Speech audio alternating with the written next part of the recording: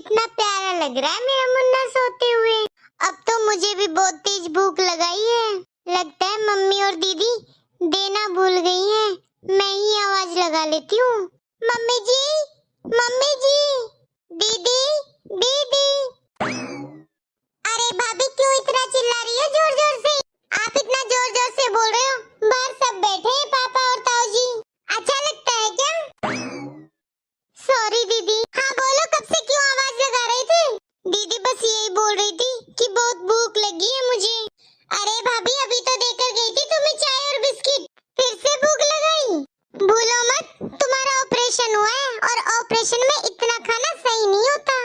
अरे दीदी, मेरे टाके की वजह से पेट में और कमर में भी दर्द है, तो मुझे थोड़ी पेन किलर लेनी थी, तो बिना कुछ खाए कैसे लूं?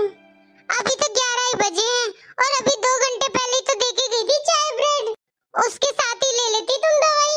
हाँ दीदी देकर तो गए थे, लेकिन बार बार दूध पिलाती हूँ ना, तो इसलिए भूख लगाती है मुझे। तो भाभी इतना तो समझो ना कि घर में कितने काम हैं। भाभी देखो, बाहर तो भीड़ लगी है बधाई देने वालों की, पोता जो हुआ है मम्मी की।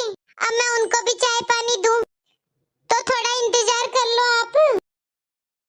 पर दीदी मैं तो इंतजार कर लूंगी, पर क्या करूं, भूख लगती है, इसीलिए आपको बोल दिया। आपको तो बस कमरे में खाना चाहिए बैठे बैठे। आपको पता है मुझे कितना काम है? एक तो काम वाली ने दुखी कर रखी हूँ, 2 दिन हो गए आई नहीं है। कभी तो पड़ोस वाली औरतें आके बैठ रही हैं, कभी कोई रिश्तेदार आके बैठ रहे हैं। सबको चाय पानी चाहिए टाइम टू टाइम, और आज तो इस काम वाली के चक्कर में झाड़ू पोछा भी मुझे ही करना पड़ रहा है। दीदी अब मैं जानबूझकर तो नहीं बोल रही कि मुझे भूख लगी है। आप एक काम करो दीदी, आप इधर ही कुछ खाने के लिए रख दो। वो मेरा भाई लड्डू लेकर आया था ना मेरे लिए, आप वो अंदर ही रख दो।